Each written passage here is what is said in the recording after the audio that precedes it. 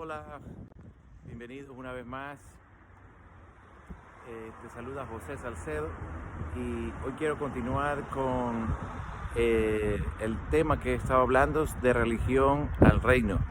Sabemos que Jesucristo, si tú quieres seguir a Jesucristo, si te interesa Jesucristo, si crees en Jesucristo, si has dado tu vida a Jesucristo, si aceptaste a Jesucristo, pues vale la pena alinearnos con Jesucristo. Y Jesucristo no vino a ser una religión.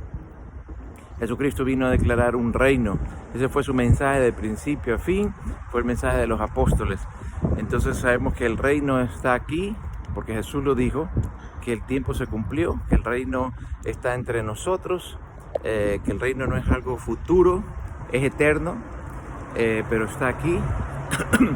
Y todas las demás cosas que puedes seguir en los mensajes, que el reino no consiste solamente en palabras, sino que hay poder, y todas las cosas interesantes que hemos visto sobre el reino, la diferencia, que el reino trabaja dentro, la religión trabaja afuera, son contrarias.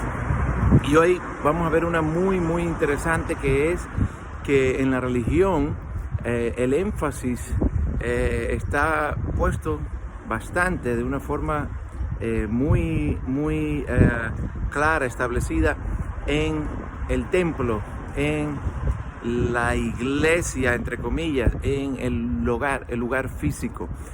Siempre desde el principio está establecido así. En el reino la visión es totalmente distinta.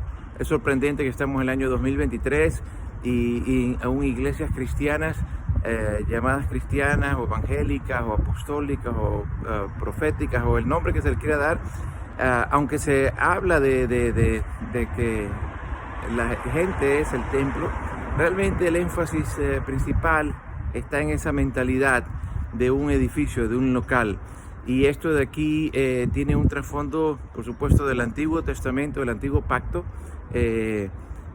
pero después de 2000 años, más de 2000 años de historia, sigue esa mentalidad. En la religión, el énfasis va a estar en una construcción, en un lugar físico, en una iglesia, entre comillas, en un templo, en algo físico. En el reino se ve desde el punto de vista de Dios a las personas como ese templo. Entonces, en el Antiguo Testamento, Dios mandó a Moisés a construir un lugar físico. Está en el libro de Éxodo, el tabernáculo, y luego David quiso construir un templo. Dios le dio unos diseños por ese deseo que honró de David, fue un deseo de David, no de Dios.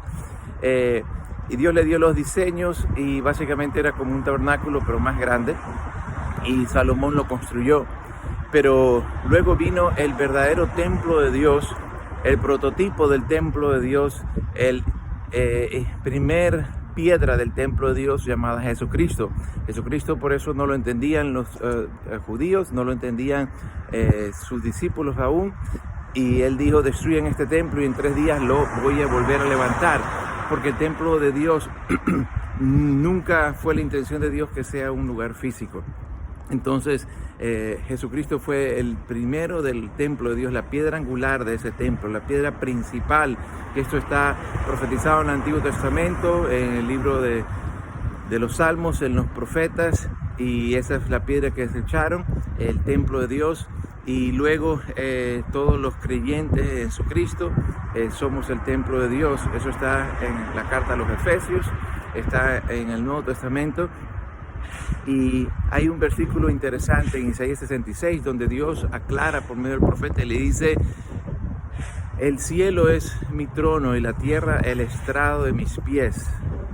¿Cuál es la casa que ustedes me van a poder construir? En una versión dice: ¿cuál es la casa que podrían construirme? O sea, en otras palabras, ¿qué capacidad tendrían ustedes de construirme una casa? En Hechos capítulo 17, el apóstol Pablo, hablando con los filósofos griegos en Atenas, le dice que el Dios creador del cielo y la tierra no habita en templos hechos por manos de hombres.